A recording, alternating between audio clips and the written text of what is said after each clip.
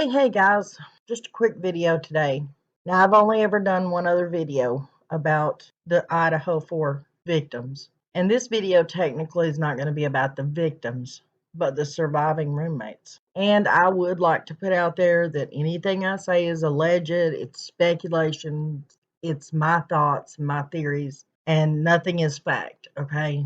But in my opinion, law enforcement cleared Dylan Mortensen and Bethany Funk way too quickly. No, I'm not trying to say that they had hands on doing anything to these other 4 kids, young adults, students. But there's always, nearly every day, we have people who just take things way too far. And in case you haven't guessed what my thoughts are about it, I'm just going to read something real quick and let you come to your own conclusions, or, we can keep digging. But listen up. Jealousy is a natural human emotion. It is, however, when emotions run high, that all rational thinking is lost, and situations among friends and acquaintances can become a chain reaction of out-of-control decisions that ultimately lead to death of innocent people. This book profiles the true criminal cases of 7 friends who killed and were convicted of murder. What could possibly drive a friend to kill another friend? One of the shocking cases profiled in this book will be a real brain tweak for readers.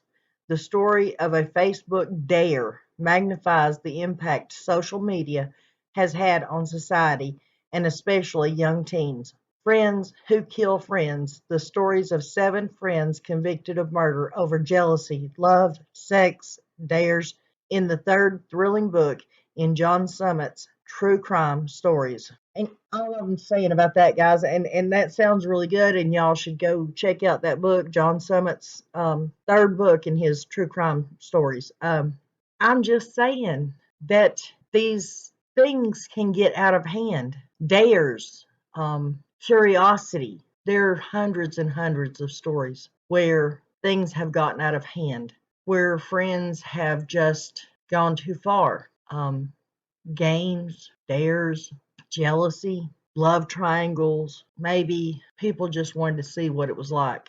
I just don't see why there was not a blood trail outside that house. I do not understand why that dog was locked up inside the house. And I'm sorry, I do not understand how one person, think about it, guys, how could one individual, that it would be hard enough for one person to walk up and harm another person in the manner that they were harmed in without waking the second person up, and at least there be a fight there. If there was a fight there, there would have been screams. Screams heard throughout the house, which would have woke up the other 4 people in the house. But evidently nobody was woke up, because once the first 2 were done, this person, whoever it was, one person, walked through the house, up the stairs, to the other person's room, and had to carry out the same actions in that room, which would, if they attacked one person, how were they holding the other person down? How were they keeping the other person quiet and keeping them from screaming? One person could not have delivered every blow in this attack. Somebody would have heard something if they were truly and honestly asleep. It had to have been more than one person, and it had to have happened simultaneously. And in my opinion, in my theory, in my thoughts, there had to have been somebody in that house to have took that dog and locked it up so that it would not have tried to protect its owner. Now, if it wasn't the 2 people that were in the house, I believe they coordinated it. They facilitated it. They helped in allowing 2 more people or more to come in and do this. Was it some type of what is it that they do when they join sororities and fraternities? And was it some kind of hazing that went haywire?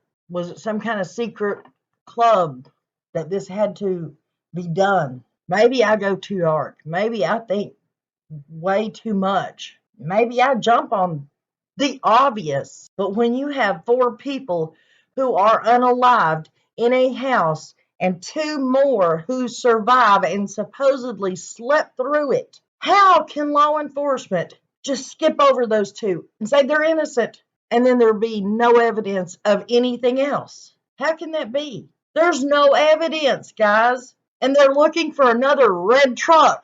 No, I know it's not a red truck. It's a white Hyundai Elantra. I know that. But like in the Summer Wells case, they're still looking for that red truck.